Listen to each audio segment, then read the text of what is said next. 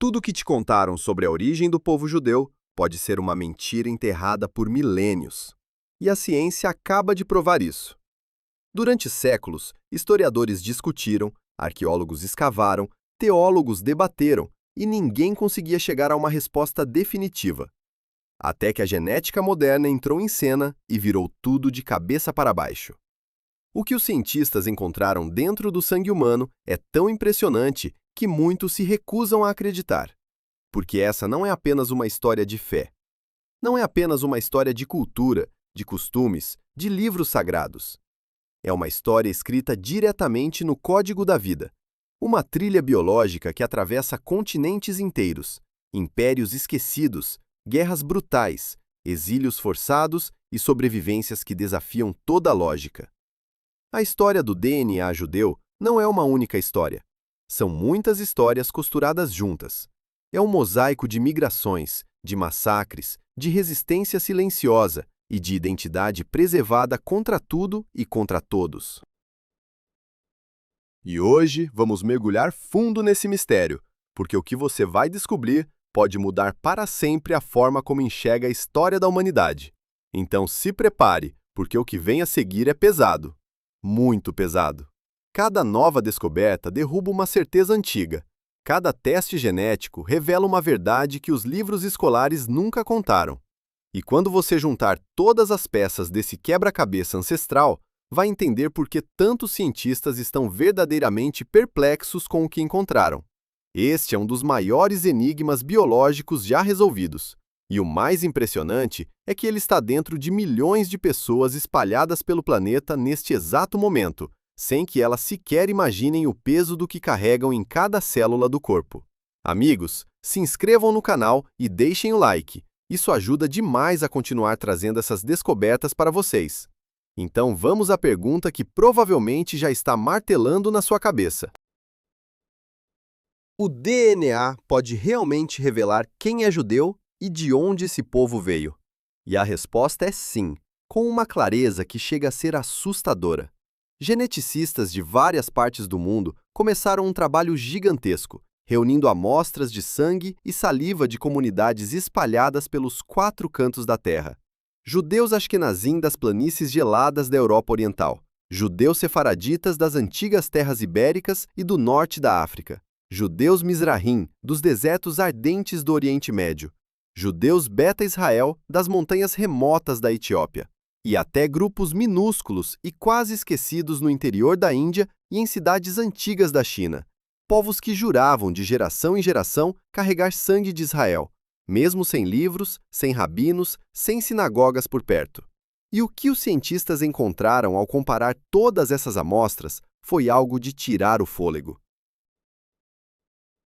Apesar da distância enorme que separa essas comunidades, apesar de milênios de isolamento, apesar das diferenças de pele, de língua, de cultura, todas elas carregavam marcadores genéticos praticamente idênticos. É como se um fio invisível costurasse cada um desses povos a uma única origem ancestral. Uma impressão digital biológica que sobreviveu a guerras, a impérios, a exílios, a conversões forçadas. Mas isso levanta uma pergunta ainda maior e mais perturbadora. De onde exatamente veio essa assinatura genética que atravessou milhares de anos sem se apagar? Qual é o ponto zero dessa história? E é aqui que tudo começa a ficar realmente intrigante. Porque para encontrar a origem verdadeira desse povo, os cientistas precisaram recuar muito mais do que qualquer um esperava. E o que descobriram lá atrás, no solo mais antigo já estudado, deixou os próprios pesquisadores em silêncio diante do microscópio. Os cientistas precisaram voltar milhares de anos no tempo, até um pedaço de terra pequeno e banhado de sangue, para encontrar a raiz de tudo. E o que encontraram lá foi brutal. As raízes genéticas mais profundas do povo judeu apontam para uma região muito específica, o Antigo Levante. Hoje essa terra corresponde a pedaços do que conhecemos como Israel, Palestina, Líbano, Jordânia e Síria. Um chão que já foi palco de reinos bíblicos, de guerras sagradas, de profecias e de tragédias que marcaram a humanidade para sempre. E foi justamente desse solo antigo que os pesquisadores começaram a extrair algo impressionante. Eles recolheram DNA de esqueletos enterrados há milênios, ossos que já tinham visto o sol nascer e se pôr muito antes de qualquer império moderno existir. E quando compararam esse material antigo com o DNA de judeus que vivem hoje em qualquer canto do planeta, o resultado foi de arrepiar. A sobreposição era tão exata, tão precisa, que parecia impossível. Como se o tempo tivesse parado dentro daqueles genes. Mas a descoberta mais poderosa veio de um tipo específico de DNA, aquele que passa apenas de pai para filho, o chamado cromossomo Y. Esse código masculino revelou algo que ninguém estava preparado para aceitar. Homens judeus de comunidades completamente diferentes, separados por continentes inteiros, separados por idiomas, por costumes, por aparências, compartilham ancestrais paternos que viveram exatamente naquela faixa estreita de terra, na época dos antigos reinos hebraicos.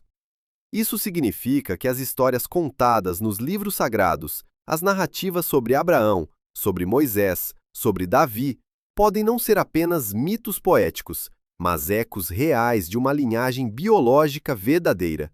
Uma linhagem que atravessou desertos, impérios e exílios, sem nunca se apagar. Mas essa é apenas metade da história. E a outra metade guarda um segredo ainda mais surpreendente, porque ela não vem dos pais, vem das mães. E o que elas deixaram escrito no sangue muda completamente o enredo. Para completar o quebra-cabeça, os cientistas foram atrás de um outro tipo de material genético, o DNA mitocondrial. Esse código é transmitido apenas por uma via, da mãe para os filhos, geração após geração, sem nunca se misturar com o do pai. É como uma carta antiga, lacrada por milênios, que só as mulheres passam adiante. E quando os pesquisadores abriram essa carta, encontraram uma trama muito diferente da que esperavam. Enquanto os pais deixaram pegadas firmes e claras no antigo Levante, as mães contaram uma história muito mais movimentada, cheia de encontros inesperados e de caminhos tortuosos. Nas mulheres Ashkenazim, por exemplo, a linhagem materna muitas vezes não apontava para o Oriente Médio. Apontava para a Europa. Mulheres locais, de regiões distantes do berço bíblico, deixaram sua marca no sangue daquele povo. Isso sugere que, em algum momento da longa caminhada pelo continente europeu, homens judeus vindos do Levante se uniram a mulheres nativas, algumas convertidas à fé, outras simplesmente acolhidas pela comunidade. Já entre as sefaraditas e as Mizrahim, a história materna permaneceu muito mais fiel às origens orientais, com linhas maternas que ecoam diretamente os antigos povos do deserto. Ou seja, dependendo de onde essas comunidades pararam durante a dispersão, o lado feminino do sangue tomou caminhos completamente diferentes. E isso não é um detalhe técnico qualquer. É a prova concreta de que a identidade judaica foi forjada em encontros improváveis, em amores proibidos, em casamentos entre culturas que, oficialmente, não deveriam nunca se cruzar. Um povo construído tanto pela fidelidade à origem quanto pela mistura com o estrangeiro. Mas se a ciência já provou tudo isso, uma nova pergunta surge. E os vizinhos antigos desse povo, aqueles outros grupos que compartilhavam o mesmo pedaço de chão no Levante, será que eles também entraram silenciosamente nessa equação genética?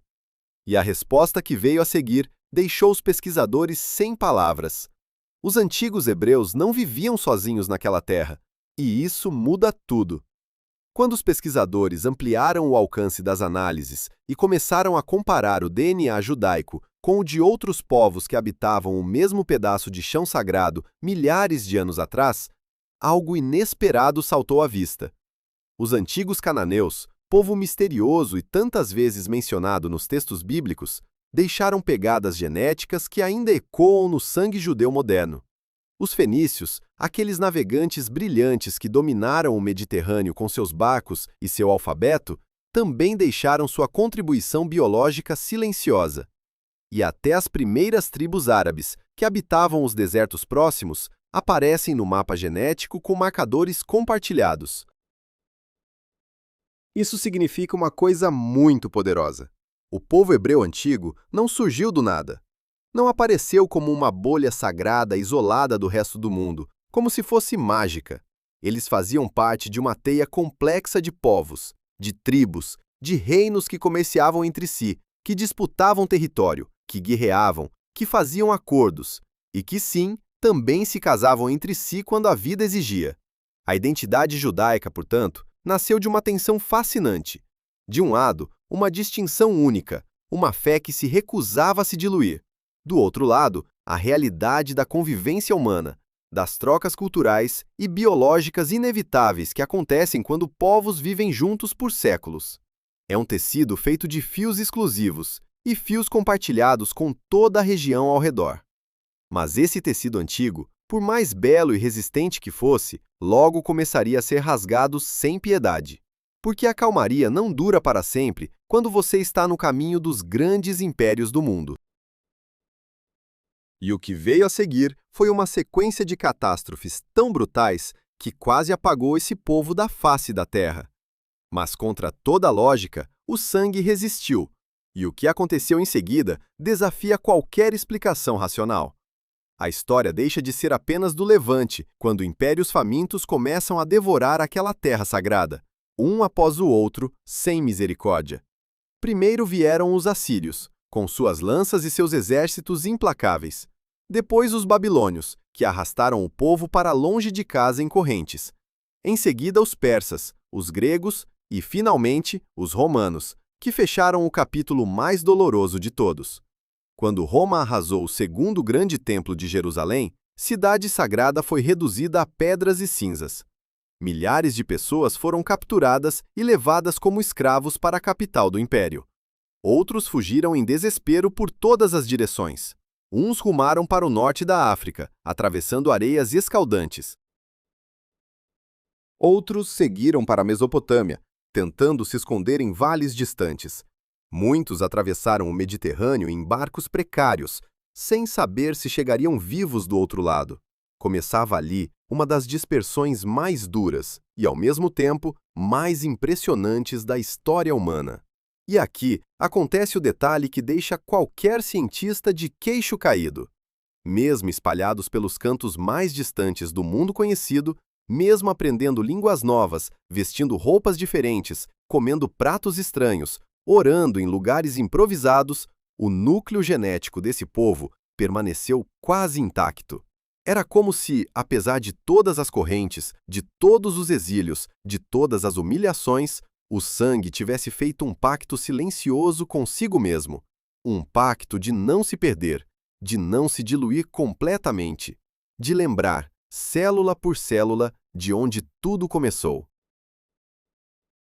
Mas entre todas as comunidades que surgiram dessa dispersão gigantesca, uma em especial guardava um segredo que nenhum pesquisador estava preparado para encontrar. Um enigma genético tão curioso que, quando veio à tona, ninguém conseguia explicar direito o que aquilo realmente significava. Existe uma comunidade judaica que carrega metade do sangue de uma terra distante, e quase ninguém fala sobre isso. Entre todos os grupos espalhados pela dispersão, um em especial deixou os geneticistas sem chão: os Ashkenazim, aqueles judeus que se instalaram nas regiões frias da Europa Central e Oriental, guardavam um segredo biológico que só apareceu quando os cientistas sequenciaram seus genomas completos. E o que encontraram foi algo de cair o queixo. Cerca de metade da ancestralidade deles vinha exatamente de onde todos esperavam, do antigo Oriente Médio, das mesmas terras bíblicas onde tudo começou. Mas a outra metade contava uma história completamente diferente. Essa outra parte vinha da Europa, especialmente do sul do continente, provavelmente de povos que viviam nas regiões que hoje conhecemos como Itália e Grécia. Como isso aconteceu? A explicação é tão humana quanto tocante. Quando os homens judeus, expulsos do Levante, chegaram às terras europeias depois de longas e perigosas viagens, eles chegaram sozinhos. sem esposas, sem filhas, sem mães. E ao se estabelecerem nas novas terras, muitos acabaram formando laços com mulheres locais. Algumas dessas mulheres abraçaram a fé judaica e se converteram com devoção. Outras entraram na comunidade pelo amor, pelos casamentos, pelos anos vividos lado a lado. O resultado foi uma combinação inédita. Uma linhagem paterna profundamente oriental, vinda do coração do Levante, e uma linhagem materna profundamente europeia, nascida no solo do novo continente. E esse cruzamento não apareceu apenas no sangue. Ele apareceu também na língua que esse povo criou para se comunicar entre si, o Yiddish, uma mistura curiosa de alemão, hebraico, aramaico e influências eslavas. Cada palavra daquele idioma carregava as marcas da caminhada. Mas essa união aparentemente bonita escondia um preço terrível, um preço silencioso que só apareceu séculos depois, quando os cientistas começaram a observar algo estranho nos registros médicos daquela comunidade. Esse preço tem um nome técnico, chamado efeito fundador. E o que ele representa é algo sombrio, marcado a ferro e fogo na biologia daquele povo. Durante muitos séculos, os Ashkenazim viveram em comunidades fechadas, cercados de muros invisíveis de hostilidade, perseguição e preconceito. Eles eram forçados a viver em bairros separados, muitas vezes proibidos de se relacionarem com pessoas de fora da comunidade. O resultado disso, geração após geração, foi uma concentração genética muito rara. Certas características, tanto boas quanto ruins, começaram a se amplificar dentro daquele círculo fechado. E foi aí que uma verdade dolorosa veio à tona. Os Ashkenazim modernos carregam um risco muito maior do que outras populações para certas doenças hereditárias graves, como a doença de Tay-Sachs, a doença de Gaucher e alguns tipos específicos de câncer de mama. Por que isso aconteceu? Os pesquisadores chegaram a uma conclusão impressionante. Eles acreditam que toda essa imensa comunidade moderna descende de apenas algumas centenas de sobreviventes, que viveram em um período cruel da história, marcado por guerras sem fim, pragas devastadoras e massacres sangrentos. Um verdadeiro gargalo demográfico, onde quase toda a população foi reduzida a um punhado pequeno de pessoas que conseguiram escapar com vida. E foi desse punhado que brotou tudo o que conhecemos hoje. Mas em meio a essa tragédia genética, existe uma virada de roteiro fascinante. Justamente porque essas doenças se concentraram tanto nessa comunidade, os cientistas conseguiram estudá-las com uma profundidade absurda. Isso abriu portas enormes para a medicina moderna, permitindo testes genéticos avançados, diagnósticos cada vez mais precisos e tratamentos que hoje salvam vidas no mundo inteiro. Ou seja, a dor se transformou em conhecimento, a cicatriz virou medicina. Mas enquanto os Ashkenazim guardavam essa história pesada nas veias, outras comunidades judaicas espalhadas pelo mundo estavam construindo narrativas próprias, e algumas delas são ainda mais enigmáticas do que qualquer um poderia imaginar. Existem comunidades judaicas pelo mundo que desafiam toda a lógica da ciência moderna, e a história delas é quase inacreditável. Enquanto os Ashkenazim construíam seu destino nas terras geladas da Europa, outros grupos trilhavam caminhos completamente diferentes, mas igualmente impressionantes. Os Mizrahim, por exemplo, nunca abandonaram de verdade o coração do Oriente Médio. Eles permaneceram próximos do chão ancestral, mantendo vivos os costumes, as orações e o sangue em uma pureza quase intacta. Já os sefaraditas seguiram um caminho mais longo, espalhando-se pelas terras ensolaradas da antiga Espanha, pelo norte da África e, mais tarde, pelos domínios do vasto Império Otomano. O mais curioso é que, quando os cientistas analisaram o DNA desses dois grupos, descobriram algo de tirar o fôlego. Eles se pareciam geneticamente muito mais entre si do que com os povos vizinhos onde moravam há séculos. Ou seja, mesmo dividindo cidades e mercados com outras populações, algo dentro deles se recusou a se misturar completamente. Línguas como o ladino e o judeu-árabe, faladas por essas comunidades, são verdadeiros museus vivos dessa caminhada, guardando memórias antigas em cada palavra pronunciada. Mas a verdade é que existem ainda grupos bem mais misteriosos. Comunidades tão inesperadas que, quando suas histórias chegaram aos laboratórios, deixaram os pesquisadores em silêncio. Os judeus etíopes, conhecidos como Beta Israel, vivem há séculos nas montanhas remotas da África, jurando descender diretamente das tribos antigas. Os Bnei Menashe, escondidos no interior da Índia, contam uma saga parecida, e os judeus de Kaifeng, na China, guardam tradições antigas, apesar de hoje parecerem totalmente chineses. O que os testes revelaram sobre esses povos esquecidos foi algo que ninguém estava preparado para aceitar, e que muda completamente a forma como entendemos o que significa, de verdade, pertencer a esse povo. Os resultados genéticos dessas comunidades trouxeram uma verdade difícil de digerir.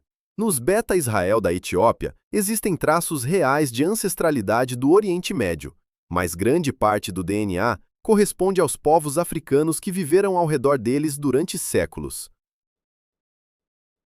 Isso sugere uma mistura antiga entre migrantes e conversões locais. Nos Bnei Menashe da Índia, os vestígios orientais são ainda mais sutis, quase sussurros biológicos em meio a uma ancestralidade fortemente asiática. E nos judeus de Kaifeng, o DNA hoje é praticamente chinês, resultado de incontáveis casamentos entre gerações. E mesmo assim, mesmo quando o sangue quase se apagou, a memória permaneceu. As orações continuaram, os rituais sobreviveram.